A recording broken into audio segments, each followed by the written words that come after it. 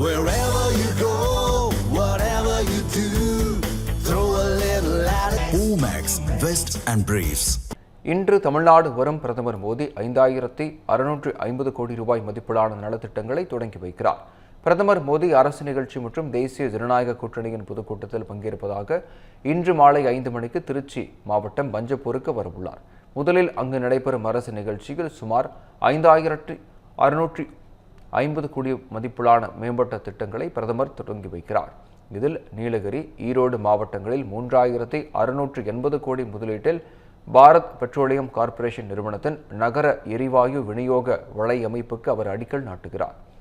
பின்னர் Chennai மணலியில் Indian oil corporation நிறுவனத்தின் 1490 கோடி முதலீட்டின் மசகு எண்ணெய் உற்பத்தி ஆலையை தொடங்கி வைக்கிறார். கிராம சதக் திட்டத்தின் கீழ் தமிழ்நாட்டில் 370 கிலோமீட்டர் நீளமுள்ள 89 கிராமப்புற சாலைகளை திறந்து வைக்கிறார். தொடர்ந்து 2 அம்ரித் பாரத் விரைவு ரயில்கள், 2 விரைவு ரயில்கள், 1 பயணிகள் ரயில் சேவையையும் தொடங்கி வைக்கிறார்.